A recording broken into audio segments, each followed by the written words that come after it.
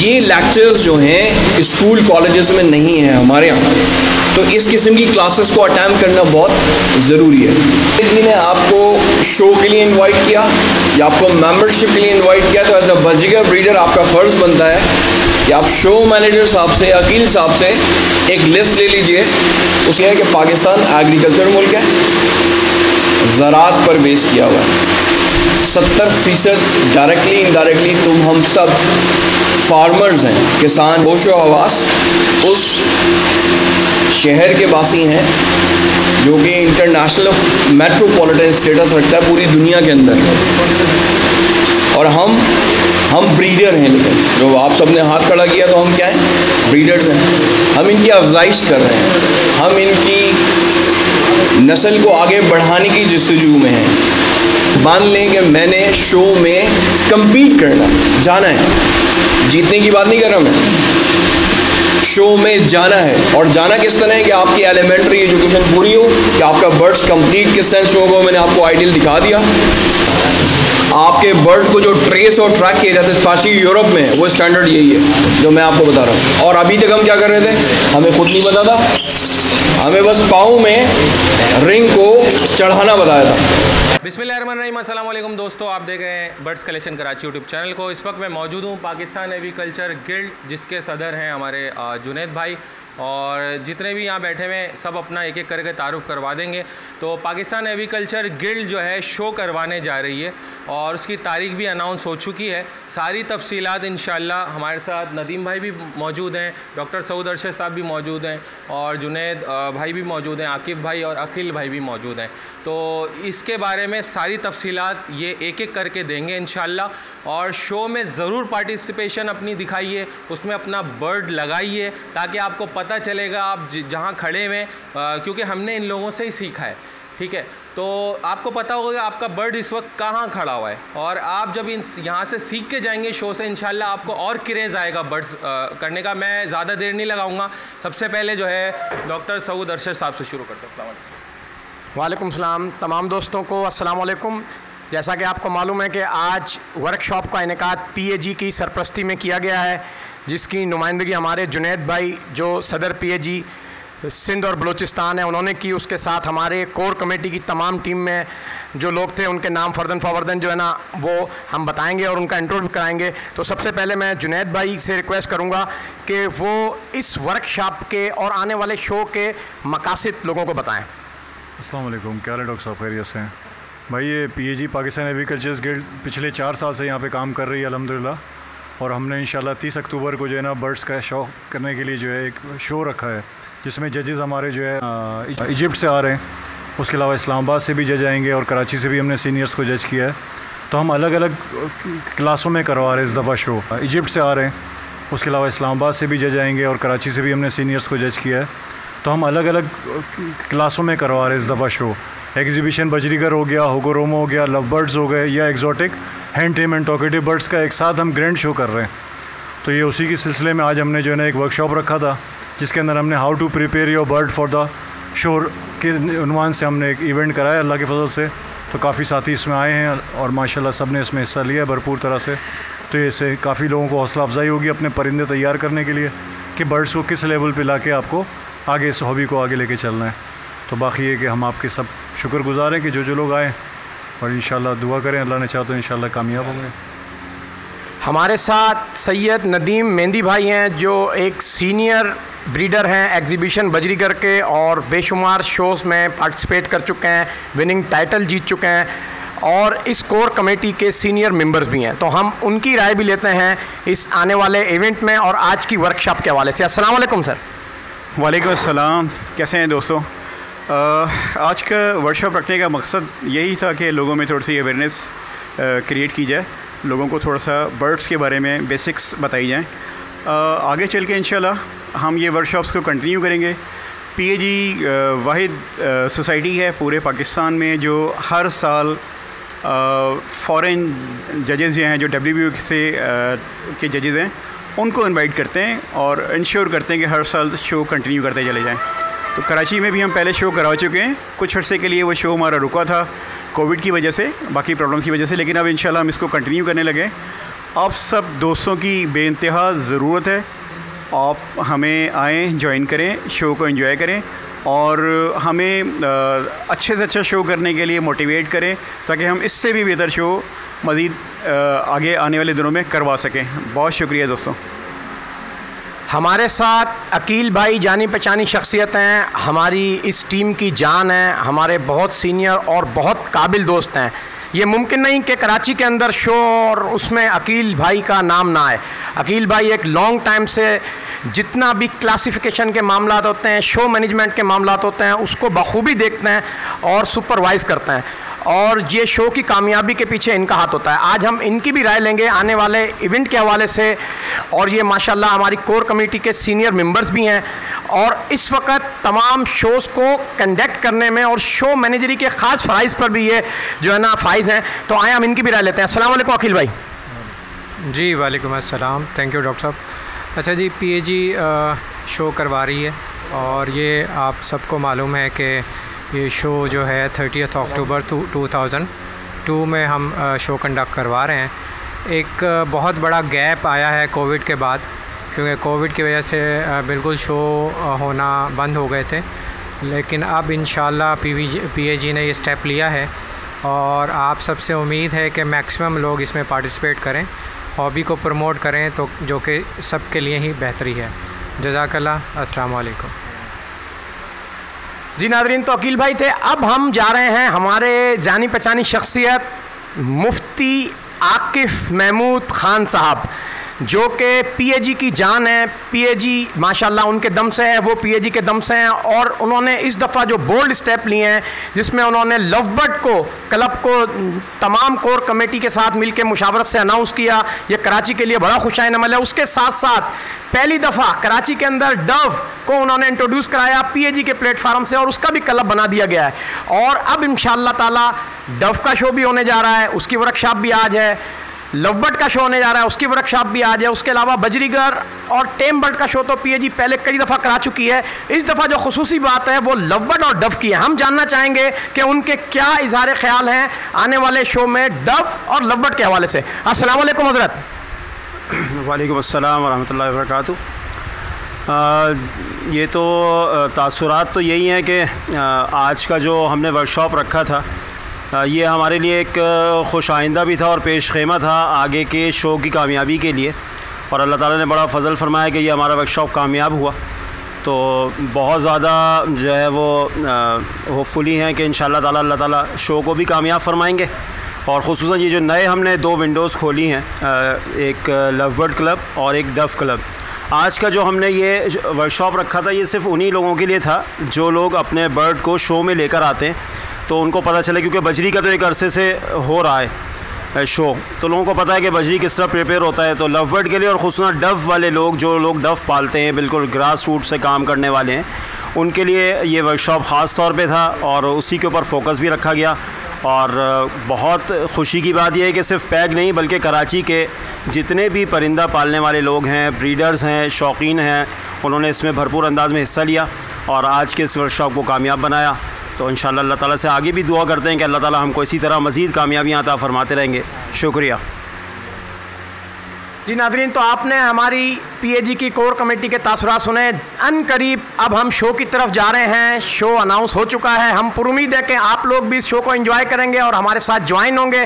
तमाम साथियों से खुली गुजारिश है कि वो लोग आएँ, पीएजी ज्वाइन करें, उसके मेंबर बने और 30 अक्टूबर वाले शो में अपने बर्ड लगा के अपने हिस्से के टाइटल जीतें। तो मिलते हैं फैमिली के साथ कराची यूनिवर्सिटी के जेम खाना के अंदर पीएजी की सरपरस्ती में होने वाले शो के अंदर, जहां पर टेम बर्ड भी आ रहे हैं, टॉकेटिव बर्ड भी आ रहे हैं, एग्जेक्टिव जितनी भी अपनी जो भी क्लासेस हैं डव की और एग्जॉटिक बर्ड्स की वो भी आ रही हैं और आप फुल इंजॉय करेंगे इंशाल्लाह। तो हमारे साथ रहिएगा, आने वाले नए व्लॉग का भी इंतज़ार करें और बर्ड्स कलेक्शन कराची को सब्सक्राइब करें, लाइक करें और शेयर कराएँ।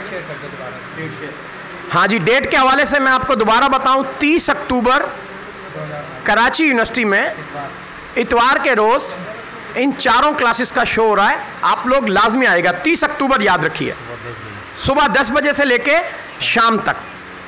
अस्सलाम वालेकुम रहमतुल्लाह। तो मैं मोहम्मद बिन आकिफ़ को कहूँगा कि वो आए यहाँ पर तिलावत कुरान मजीद फरमाएं। بالله من الشيطان الرجيم بسم الله الرحمن الرحيم وكذلك أوحينا إليك روحا من أمرنا ما كنت تدري ما الكتاب ولا الإيمان ولكن جعلناه نورا نهدي به من نشاء من عبادنا وإنك لتهدي إلى صراط مستقيم صراط الله الذي له ما في السماوات وما في الأرض ألا إلى الله تسير الأمور صدق الله العظيم. जज़ाकल्लाह। अच्छा, आज का जो ये वर्कशॉप है ये 4 सेशन पर मुश्तमिल है। उसमें सबसे पहले हमारे नहायत ही मोहतरम, नहायत ही तजर्बेकार, बल्कि अपनी मालूमात के हिसाब से तो मैं ये कहूँगा कि खुसूसन कराची शहर में बर्ड्स की जो हॉबी है या बर्ड्स लवर्स हैं या परिंदे पालने वाले हैं, उनको थपकी देने वाले हैं, उनको सपोर्ट करने वाले और बाकायदा रजिस्टर्ड तरीक़े से काम को उठाने वाले हमारे मोहतरम जनाब हबीबुर रहमान शहरानी साहब तशरीफ़ फरमाए हैं हमारे साथ, जो कि अपने नहायत ही लतीफ़, नहायत ही बारीक और नहायत ही खुशगवार लहजे के अंदर और अंदाज़ के अंदर आपको बजीगर्स के हवाले से जितनी मालूमात चाहिए होती हैं शो के लिए वो मुहैया करेंगे इंशाअल्लाह ताला। उसके बाद हमारे साथ हमारे सीनियर मोहतरम जनाब मुर्तज़ा अब्बासी साहब मौजूद हैं। ये भी माशाअल्लाह तारुफ़ के मोहताज नहीं हैं। मेरे ख़्याल से जब से हबीबुर रहमान भाई ने PF की बुनियाद रखी, जब से उनके साथ और फिर मुख्तलिफ़ सोसाइटीज़ में रहे हैं, और मेरे ख़्याल से जिस जूनियर ने या जिस नए हॉबियर ने कोशिश की है उनसे कुछ हासिल करने की, मशवरे की, उन्होंने उनका साथ दिया है। तो इंशाअल्लाह मुर्तज़ा अब्बासी भाई जो हैं वो लव बर्ड के हवाले से कि आपका लव बर्ड का शो के लिए इंतखाब कैसा होना चाहिए, बर्ड को किस तरह मुंतखब करते हैं, बर्ड को किस तरह तैयार करते हैं, इसके बारे में मुकम्मल मालूमात इंशाअल्लाह ताला हमारे मुर्तज़ा अब्बासी भाई देंगे। उसके बाद जो है वो तीसरा बर्ड जो हमारे शो के अंदर आना है वो है डव। इस साल अल्हम्दुलिल्लाह ये भी एक बहुत अल्लाह ताला ने फ़ज़ल फरमाया, और ख़ुसूसन हमारी पैक मैनेजमेंट ने जो हमारे नए हॉबियर्स हैं और बिल्कुल ग्रास रूट लेवल से काम करना चाहते हैं, जिन्होंने अपने पास डव रखी हुई है, परिंदे पालते हैं, ब्रीड करवाते हैं, लेकिन हमको पता नहीं होता कि हम क्या चीज़ ब्रीड करवा रहे हैं। लेकिन जिस दिन हमारा परिंदा चाहे वो कोई भी हो वो उस स्टैंडर्ड पे आ जाएगा जो स्टैंडर्ड इंटरनेशनली स्टैंडर्ड होता है। अरसे से काम कर रहे हैं, हमें जो है वो कोई पूछता ही नहीं है, हमारा बर्ड कहीं जाता ही नहीं, हमेशा बाहर से ही बर्ड क्यों आता है। तो इस हवाले से इंशाअल्लाह ताला इस साल जो शो हो रहा है 30 अक्टूबर का, उसके अंदर डफ की भी बाकायदा डफ क्लब का इफ्तिताह भी कर दिया गया है। उसके मेंबर्स भी माशाल्लाह आ रहे हैं, मेंबरशिप भी चल रही है। तो डफ को किस तरह सेलेक्ट करना है, हमने कौन सी डफ जो है वो शो में आ सकती है, और शो के लिए डफ को किस तरह तैयार करना है, इसके बारे में मुख्तसर सी चंद नुकात हैं, वो बंदा आपके सामने अर्ज़ कर देगा इंशाअल्लाह। तो अब बाकायदा हम जो है पहले सेशन को शुरू करते हैं। तो मैं जनाब हबीबुर रहमान शहरानी साहब से अर्ज़ करूँगा कि आप तशरीफ़ लाइए और तमाम वो ज़रूरी बातें जो बजरी गर्स के अंदर, बजरी में जितनी जो क्लासेस हैं उनके अंदर हमें शो के लिए ज़रूरी हैं, उस हवाले से हम सबको गोश गुजार कराइए। हबीबुर रहमान शहरानी साहब।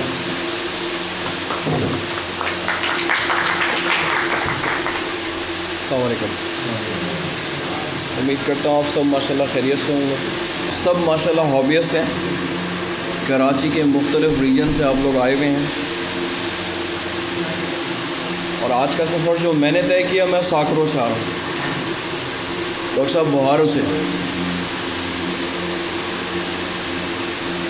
इल्म की पादाश के लिए ये सफ़र हमें तय करना होता है। मुफ्ती साहब ने कहा कि हम वक्त से पहले आ गए। मेरा तो सबसे पहला जो अक़्द होता है अपने साथ, वो ये होता है कि हम हर चीज़ को टाइमली अटेम्प्ट करें। अब आप जो फैंसियर्स हैं, सबसे पहले मैं ये जानना चाहूँगा बगैर तमहीद के, हाथ खड़ा करके बता दीजिएगा आप सब में से ब्रीडर्स कौन कौन है? माशाल्लाह। आप सबके पास में से जानवर किसके पास हैं? एनिमल्स किसके पास हैं? गोट्स किसके पास हैं? डॉग्स किसके पास हैं? कैट किसके पास है? ये मैं इसलिए जानकारी ले रहा हूँ ताकि मैं आगे जब स्टेप अप करूँ मुझे समझाने में आसान हो और वो बात वहाँ तक नहीं जाए, वो बात वहाँ तक जाए जो उन्होंने कहा इंटरनेशनल स्टैंडर्ड्स हमें मीट करने हैं। मेरा सब्जेक्ट जो मेरा कोर जो है वो बाज़रिगर्स, एग्जीबिशन बाज़रिगर्स और मिनिएचर्स। जो वाइल्ड बाज़रिगर्स हैं, कराची में हमने जब कैरियर स्टार्ट किया तो द वर्ल्ड लालूखेत मार्केट जब मैंने जाना शुरू किया था अपने बचपन में, तो मुझे अच्छी तरह याद है 1986, उस वक्त वो सुपर मार्केट के पास लगती थी और जो दरबार हुआ करता था, दरबार से जो सर्राफा की दुकानें हुआ करती थी, जो गोल्ड स्मिथ की दुकानें हुआ करती थी, उनके शटर डाउन होते थे और वहाँ ये छोटे छोटे कैरेट्स में हम बर्ड्स लेके जाते थे या व्यापारी पूरे सिंध से वहाँ आते थे। जब पूरा सिंध कह रहा हूँ तो ये बात हकीकत है कि ठट्टा की बस और 52AB जैकोबाद से आने वाले लोग, सक्कर से आने वाले लोग, लाड़काना से आने वाले लोग, हैदराबाद से आने वाले लोग, ढाबेजी से आने वाले लोग आज भी अपना व्यापार कर रहे हैं। ये तमीज़ इसलिए बांधना ज़रूरी है कि पाकिस्तान एग्रीकल्चर मुल्क है, ज़राअत पर बेस किया हुआ है। 70% डायरेक्टली इनडायरेक्टली तुम हम सब फार्मर्स हैं, किसान हैं हम, और हम ब्रीडर हैं। लेकिन जो आप सब ने हाथ खड़ा किया तो हम क्या हैं? ब्रीडर्स हैं। हम इनकी अफजाइश कर रहे हैं, हम इनकी नस्ल को आगे बढ़ाने की जस्तजू में हैं। हम उस इल्म की पादाश में हैं कि हम इनके बारे में, जैसे मुफ्ती साहब ने कहा, ये डव्स हैं अभी मेरे सामने, ये एगापोर्नीज़ हैं, लव बर्ड्स हैं, ये एक बाजीगर पैरट है और कुछ डेमोन्स्ट्रेशन के लिए मैंने मंगवाए हैं, वो अभी आ रहे हैं। जब तक मैं आपके साथ इस पर गुफ्तगू करूँगा। अब होता क्या है कि अगर ये पता नहीं हो कि डव किस फैमिली का है, तो ये रॉक पिजन फैमिली का है, यानी कबूतरों की फैमिली का है। अब ये जानना बहुत ज़रूरी है ये साइज़ में कैसे आ गया, इस कलर में कैसे आ गया। तो इसका मतलब इसकी जीनियात, इसकी जेनेटिक्स को समझे बग़ैर तुम और हम ये सफ़र तय नहीं कर सकते। हम बाहोश हवास उस शहर के वासी हैं जो कि इंटरनेशनल मेट्रोपॉलिटन स्टेटस रखता है पूरी दुनिया के अंदर। तो ये हमें पता है कि हमें क्या ब्रीड कराना है और क्या चीज़ हमारे पास होनी चाहिए और उसकी कीमत कितनी है, या कितने ब्रीडर ऐसे बैठे हुए हैं जो फिर एक बार हाथ खड़ा कर दें। फैलोस कितने ब्रीड करा रहे हैं बाज़रिगर्स में? फैलो बाज़रिगर्स। तो इसका मतलब ये हाथ खड़ा करवाने का मकसद सिर्फ इतना सा था, बाज़रिगर्स सब करा रहे हैं लेकिन फैलो 4-5 करा रहे हैं। इसी तरह क्लासेस को समझना बहुत ज़रूरी है, उसकी क्लासिफिकेशन को समझना बहुत ज़रूरी है कि फ़ैलो जब मैंने कहा FALLOW, ये रेड आइड बर्ड है, यानी लाल आँख है। इसको रेड आइज क्यों नहीं कहा मैंने? इसको एल्बिनो क्यों नहीं कहा? इसको लुटीनो क्यों नहीं कहा? इसको फ़ैलो क्यों कहा? इसको मैंने बल्कि फ़ैलो क्यों कहा, मैं अपने आप से कह रहा हूँ, ये तो सिनेमन लुटीनो है, ये तो सिनेमन एल्बिनो है, तो ये फ़ैलो कैसे हो गया? इसका मतलब ये नशिस्त इस वजह से ही रखी गई है कि हम इन चीज़ों को ट्रांसफॉर्म करें। मैं आगे चलता हूँ ताकि वक्त 15 मिनट दिए उन्होंने मुझे, और कोशिश करूँगा उससे पहले मैं वाइंड अप करूँ। क्लासेस के अंदर जिन शो क्लासेस की तरफ आप जा रहे हैं बाज़रिगर्स में, select of the show bird, train the show bird and prepare the show bird. इसके लिए बहुत ज़रूरी है आप सबको कि सबसे पहले जब PAG ने आपको शो के लिए इनवाइट किया या आपको मेंबरशिप के लिए इनवाइट किया, तो एज अ बाज़रिगर ब्रीडर आपका फ़र्ज़ बनता है कि आप शो मैनेजर साहब से, अकील साहब से एक लिस्ट ले लीजिए, उसके अंदर आपको ये पता हो कि कौन कौन से बर्ड्स किस किस क्लास में इनवाइट किए जा रहे हैं। इसका मतलब मैं कहीं गलत हूँ या मेरी बात समझ में नहीं आए या मैं गोश गुजार ना कर पाऊँ तो डॉक्टर साहब आपको तो भूल ही जाता है, या मेरा हाथ पकड़ लीजिएगा। और बाकी सबसे ये कि अगर कोई चीज़ रह जाए तो मुझे बता दीजिएगा, ठीक है। तो number one normal budgerigars. Normal budgerigars mean हर कलर के अंदर, हर कलर से मुराद ग्रीन नंबर वन। ग्रीन में दो हैं, light green, dark green. Blue, again blue के अंदर जो सीरीज़ है वो स्काई ब्लू, कोबाल्ट, माउफ और ग्रे। ये तमाम कैटेगरीज नॉर्मल में हैं, ये तमाम अलाउ करती हैं कि हम कोई भी बर्ड अपना इसमें ला सकते हैं। इसके बाद ऑपलाइन। ऑपलाइन के अंदर नॉर्मली हम क्या करते हैं कि हमारी कैटेगरीज अलाउ करती हैं कि ऑल ऑफलाइन की क्लास बना देते हैं, लेकिन ऑफलाइन के अंदर तमाम कलर्स जो मैंने आपसे पहले कहे थे तमाम होते हैं। लेकिन ब्रीडर्स का इंटेंशन ये होता है कि वो नॉर्मली मीन मैंने जो देखा वो नॉर्मल्स पे काम कर रहे होते हैं और नॉर्मल कलर्स पे काम कर रहे होते हैं। तो ऑफलाइन सिक्का राइजुल वक्त नहीं चल रहा होता, वो इन बेल्ट चल रहा होता है, ठीक है। या उसकी टेक्निकली स्पेसिफिकेशन होती हैं कि हम उसको क्यों यूज़ कर रहे हैं।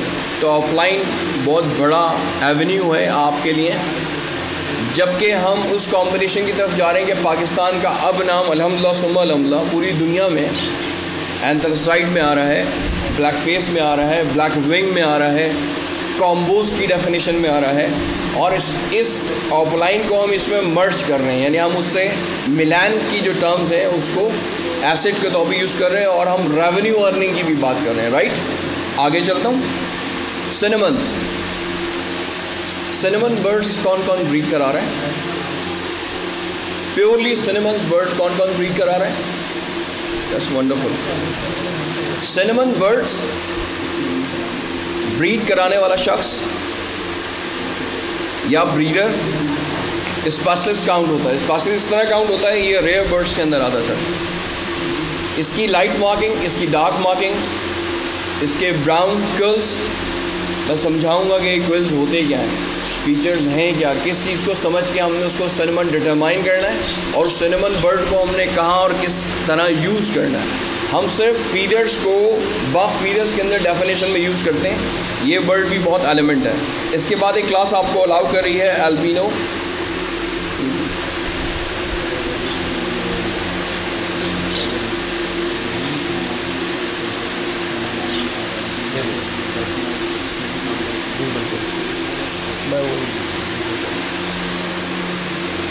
Albino and lutino. Albino and lutino के अंदर jet white red eyed, jet white red eyed, eyed EYED का टर्म यूज़ करो, नॉट आई। आपका बर्ड जेट वाइट होगा। हमारे बर्ड के अंदर शीन आ रही होती है sky blue colour, green colour, white के अंदर, तो वो एल्बिनो की क्लास का बर्ड ज़रूर होता है, लेकिन वो पेनलाइज्ड होता है। मैं आहिस्ता आहिस्ता उस पर आऊँगा कि वो पेनलाइज्ड क्यों होता है।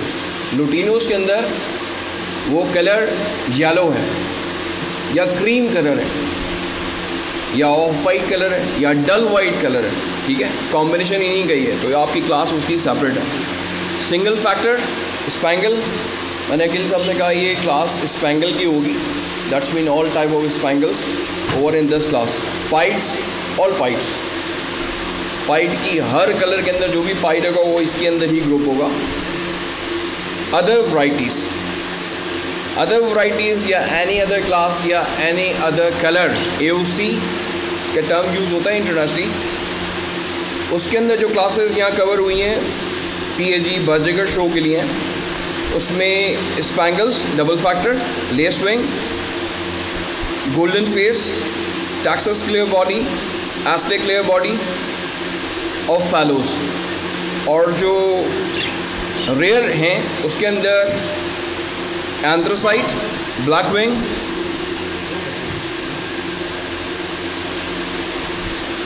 Black wing and rainbows.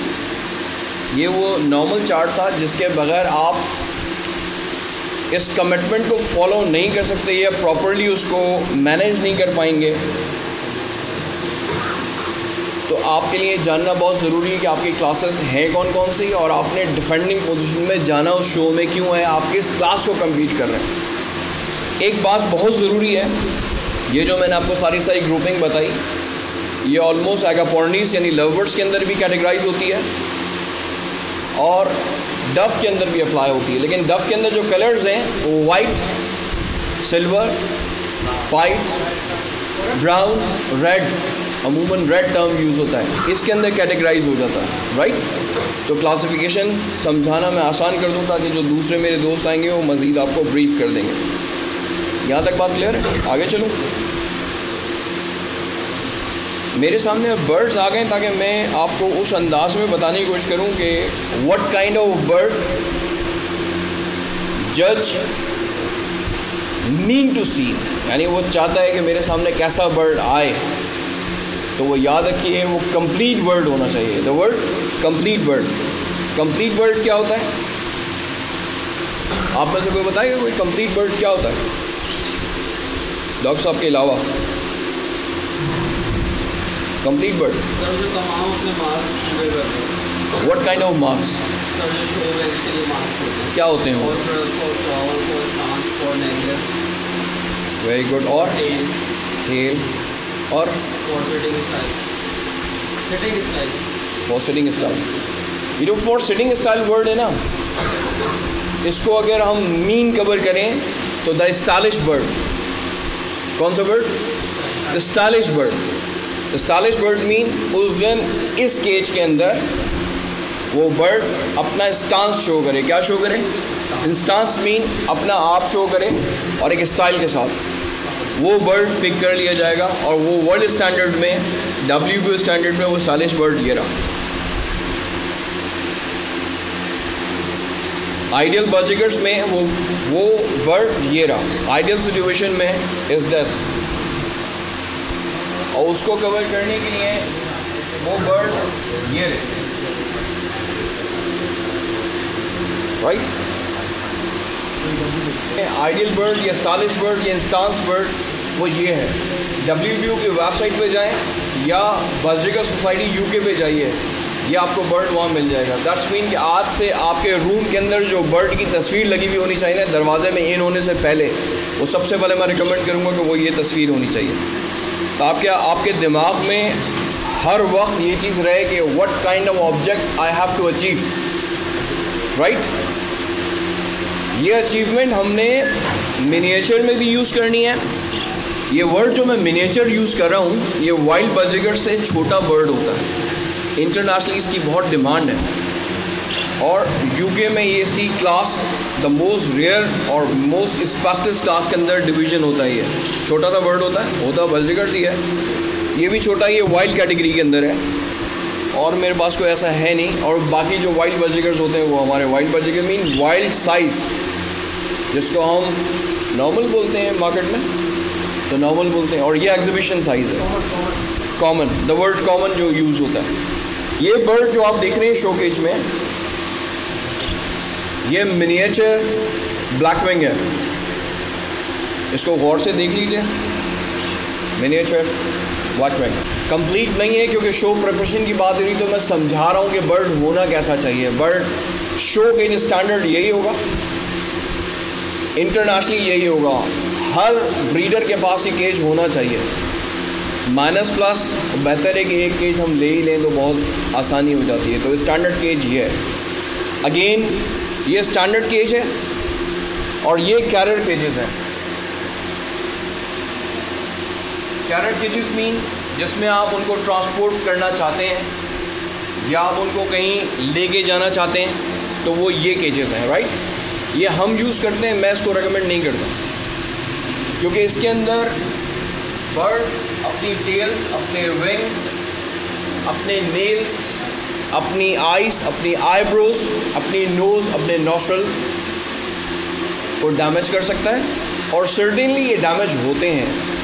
जब हम शोज़ की हिस्ट्री उठाते हैं last from the 17 years, Pakistan की बात कर रहा हूँ, मैंने कई ऐसे बर्ड्स जो कि वर्ल्ड स्टैंडर्ड के शो बेंच पे बेस्ट इन शो के लिए जाएंगे, like this sky blue over here, जैसे ये स्काई ब्लू की मैं बात कर रहा हूँ, तो उसमें होता क्या है, वो रास्ते में 2 घंटे पहले या 1 घंटे पहले या 15 मिनट पहले मैंने उसकी प्रिंसिपल टेल और प्राइमरी टेल को ड्रॉप होते हुए देखा।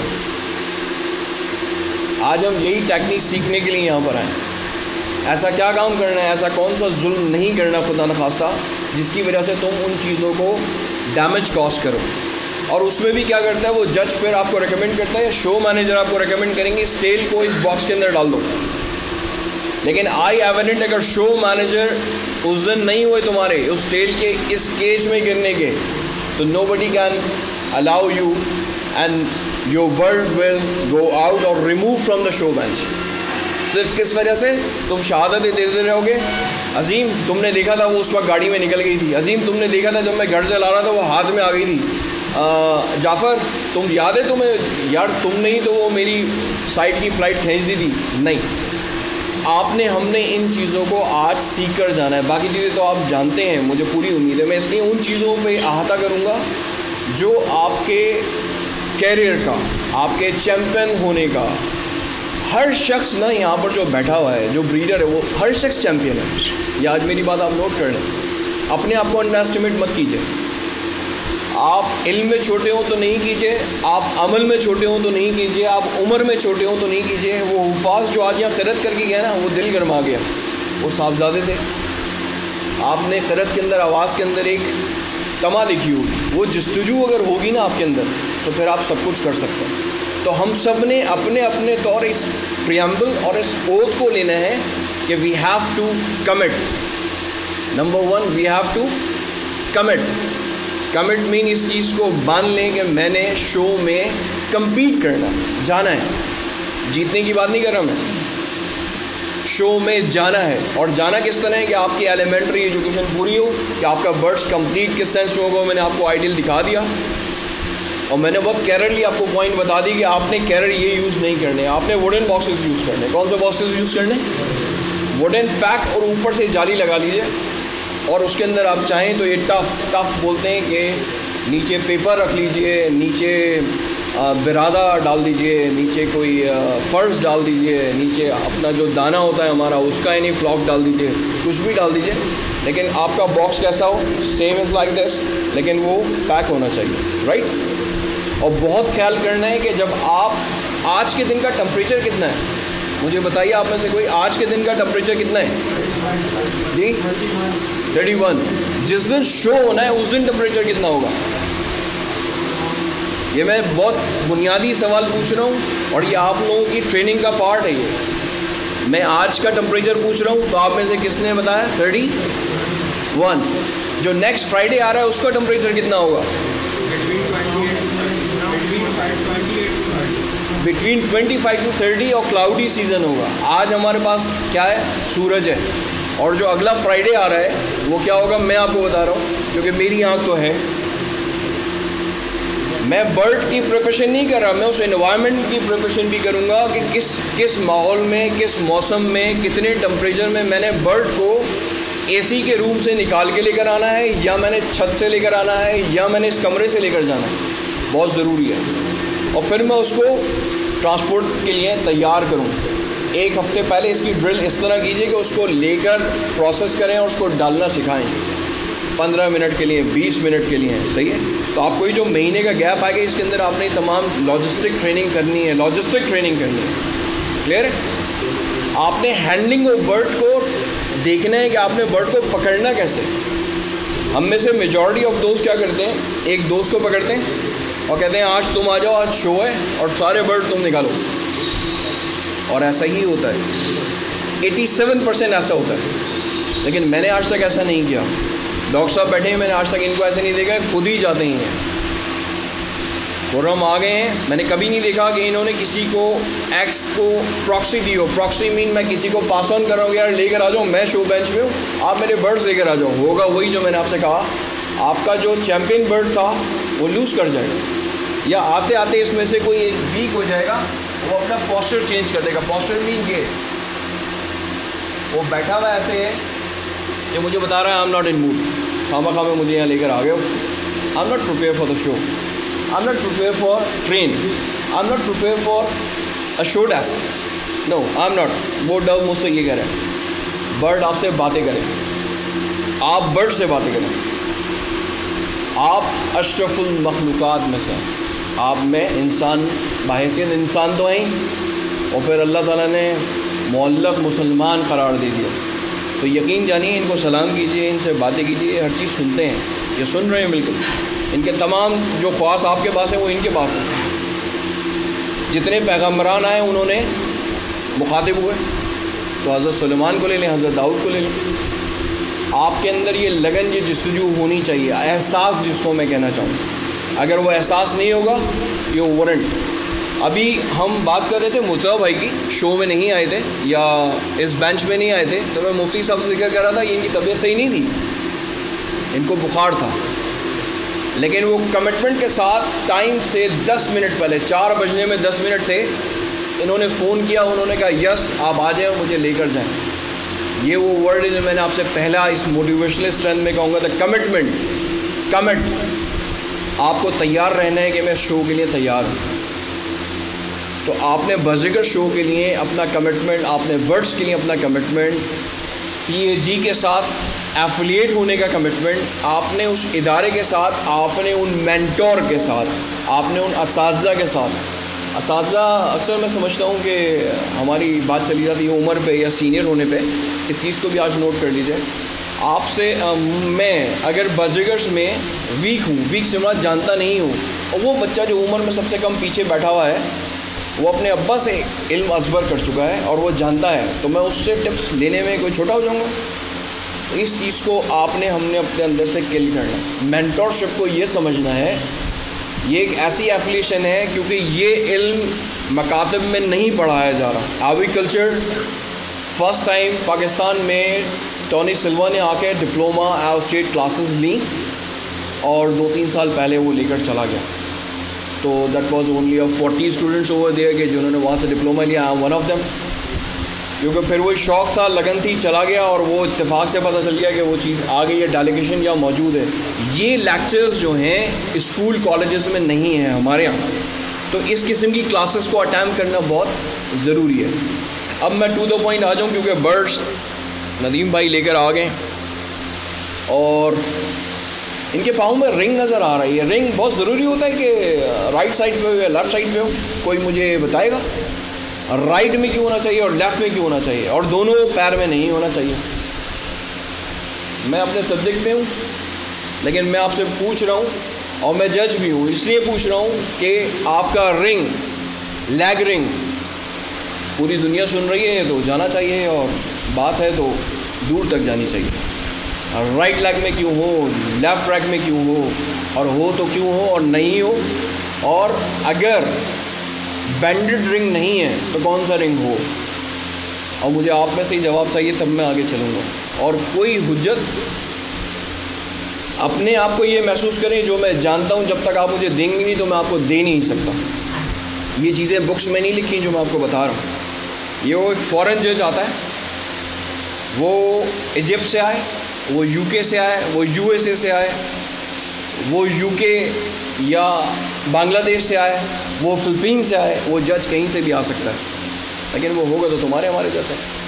लेकिन उसको जो सुपीरियरिटी है या तो इल्म की है, या उसको स्टैंडर्ड्स पता है, या उसको प्रैक्टिस पता है। ये सारी की सारी जो आज हम ट्रेनिंग में बात कर रहे हैं और जो जितने दोस्त अब आप मेरी करेंगे, इससे प्रैक्टिस की बात कर रहे हैं। तो हमें रिंग डालना तो सिखा दिया।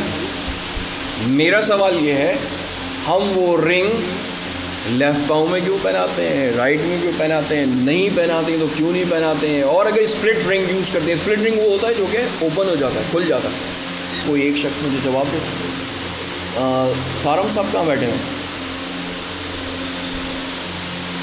लवबर्ड्स में बता दें ऐसा क्यों होता है। पकड़ लिया मैंने आपको,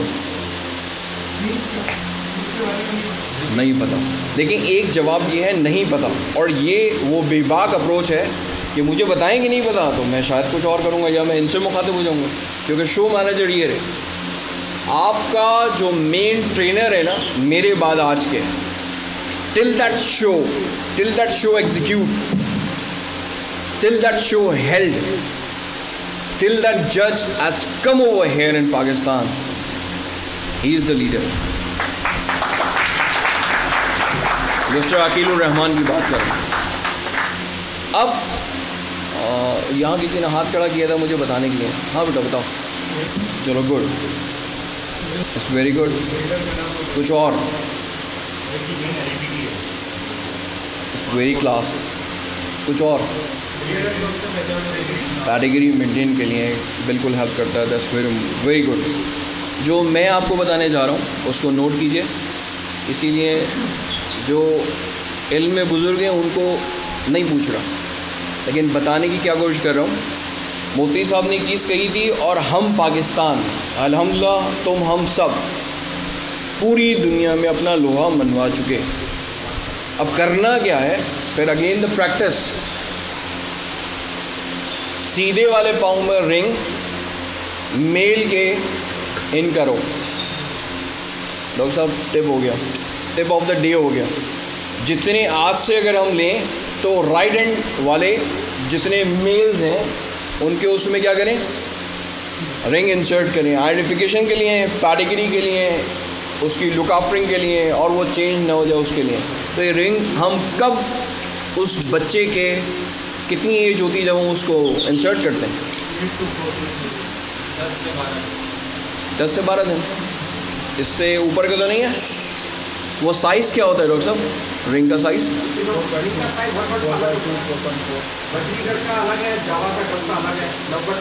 बता दें। ये स्पेसिफिकेशन इसलिए नोट कर रहा हूँ, या मैं डॉक्टर साहब से कहलवा रहा हूँ, ये आपने इन चीज़ों को अंडरस्टैंड करना है। इसीलिए मैंने वर्ड एक यूज़ किया था स्प्लिट। स्प्लिट मीन आपने रिंग इनकर कर दिया, उसका लेग जो है ना वो काफ़ी, उसकी एनाटॉमी जो है ना, उसकी जो हेल्थ है वो काफ़ी एडवांस है। तो कभी कभार क्या करना पड़ता है, हमें काटना पड़ता है। अगेन वो काटने से पहले किसको बता दो? अगर शो ड्यूरेशन में किसको बता दो? शो मैनेजर को बोल के इसके सामने इसी से जाके बोलो इसको काट दो, तो उसमें वो अलाउ कर देगा आपको स्प्लिट रिंग। मेरी बात याद रहेगी। एक दूसरा, लेफ्ट रिंग जितनी फीमेल्स हैं आइंदा के लिए, यानी जो हम ब्रीड कराएंगे, जो बच्चे आएंगे वो लेफ्ट रिंग में उनको पहना दें। और ये मैं इसलिए कह रहा हूँ इंटरनेशनल स्टैंडर्ड के मुताबिक आपके बर्ड को जो ट्रेस और ट्रैक किया जाता है स्पेशली यूरोप में, वो स्टैंडर्ड यही है जो मैं आपको बता रहा हूँ। और अभी तक हम क्या कर रहे थे, हमें खुद नहीं पता था, हमें बस पाँव में रिंग को चढ़ाना बताया था। वो रिंग जो कि साइजिंग में था या नहीं था, जो डॉक्टर साहब ने बताया। एक बात मैं चाहूँगा तस्दीक कर दिया, ये सिर्फ बजरीगर पे है। ये सिर्फ बजरीगर पे नहीं है, क्योंकि बाकी बर्ड को निकलने के बाद ही जो है। जी बिल्कुल 102% ये बात भी करेक्ट है। ये सारे के सारे चैलेंजेस जो हैं ये बजरीगर्स के लिए हैं। और ये मैं इसलिए आपको बता रहा हूँ कि जब हमने वर्ल्ड प्रैक्टिस को फॉलो करना है, जब मैं किसी बेल्जियम के बर्ड की पैडिग्री मांगता हूँ तो विदिन 2 मिनट्स आती है। कितने मिनट्स आती है? Within 2 minutes. यूरोप के अंदर तो मैंने जितनी ऑर्गेनाइजेशन से, मुफ्ती साहब जब मैंने अप्रोच किया खुरम भाई, मैं उनके प्रेसिडेंट्स को अगर लिखता हूँ, उनके जनरल सेक्रेटरीज़ को अगर एक राइटअप करता हूँ, एक लाइन लिखता हूँ, तो दूसरे जिस दिन लिखता हूँ उसके 12 घंटे के अंदर वो जवाब दे देते हैं।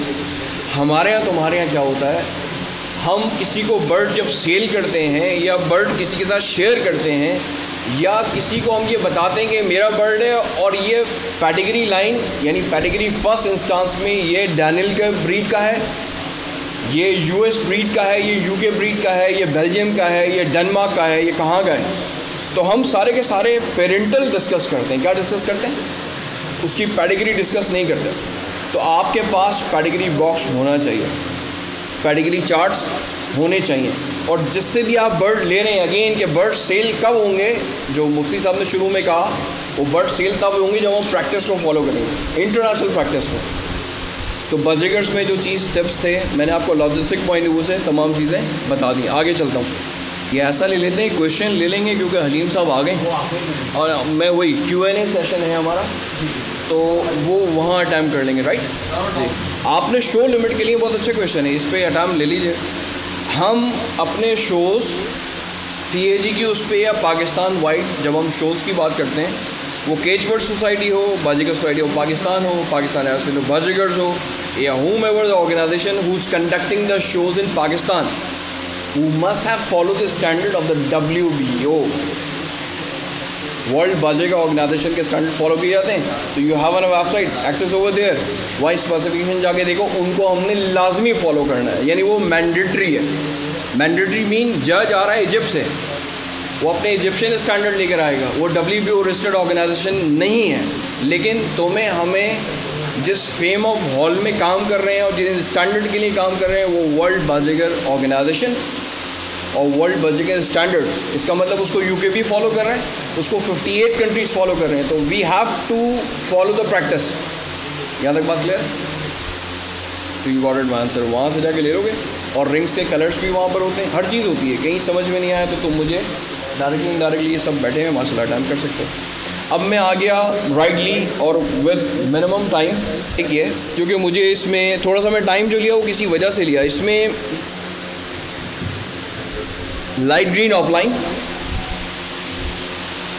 इसको आप चाहेंगे तो कोशिश तो मैं नहीं करूँगा कि इस केज को ट्रैवल करूँ या आगे यानी किसी को जाके दूँ, तो आप क्या करेंगे, जो मेरी बात होगी ना उसको नोट कर लेंगे, उसके बाद जब क्वेश्चन आंसर सेशन होगा, जब आप करीब आएंगे तो इसको करीब से देख लेंगे, या जो वीडियो है उसमें जब कवर हो जाएगा तो आप उसको वहाँ देख लेंगे।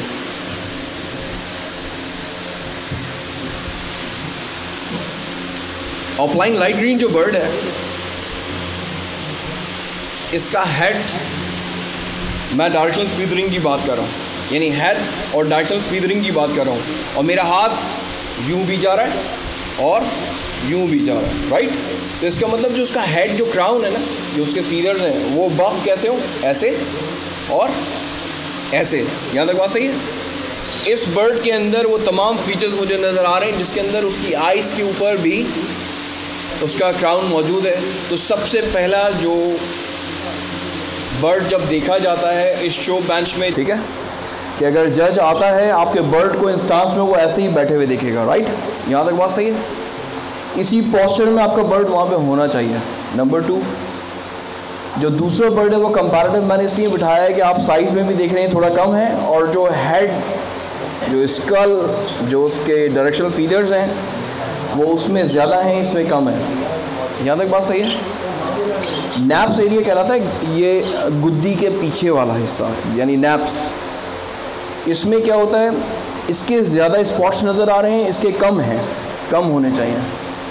ऑफलाइन बर्ड की बात हो रही है, स्पॉट्स दोनों में ही हैवी हैं, लेकिन वो जाहिर सी बात है लाइन एंड लेंथ में एक्सपोजर बर्ड है, द ट्रू एग्जीबिशन बर्ड है, तो वो बर्ड इसी शेप में नज़र आएगा, लेकिन 6 इवन स्पॉट्स नज़र आने चाहिए। राइट फ्रॉम राइट 3, लेफ़्ट 3, ज़्यादा हो तो शो मैनेजर एग्जाम कर सकता है या नहीं, या वो आपको गाइड कर देगा, या हो सकता है कि वो टीज़र यूज़ करेगा। टीज़र दीजिएगा प्लीज़।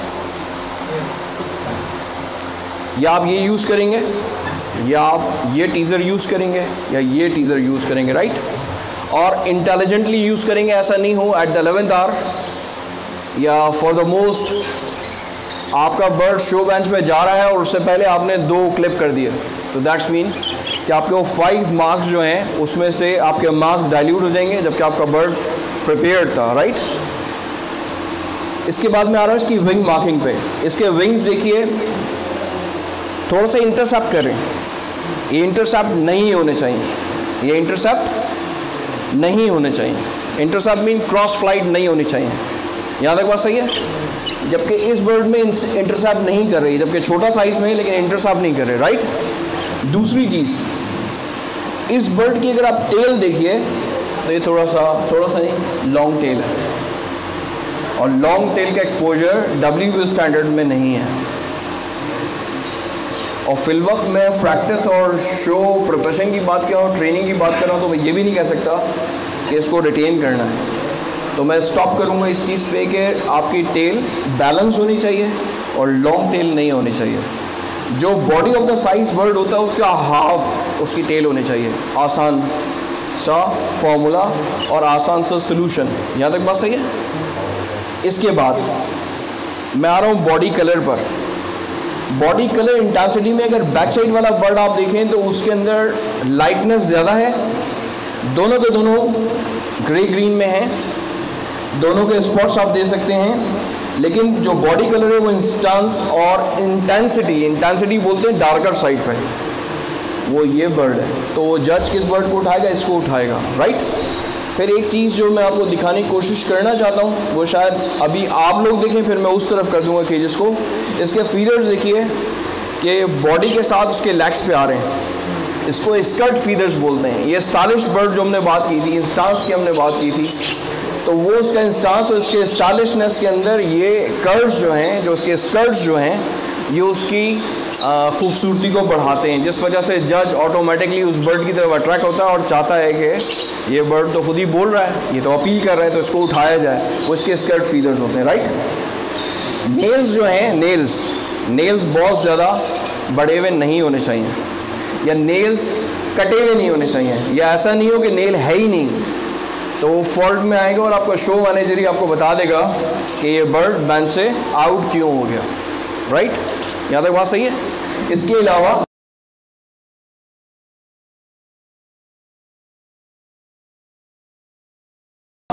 अब इसकी क्रीज नज़र आ रही है, वो अभी ये मोल्डिंग बर्ड है, और ये मोल्डिंग बर्ड से मुराद ये होता है फीडर्स उसने झाड़ दी हैं और वो दोबारा रिकवरी की तरफ आ रहा है। ऐसा बर्ड शो बेंच पे नहीं जाएगा, स्पेशली एनुअल शोज़ के अंदर नहीं जाएगा।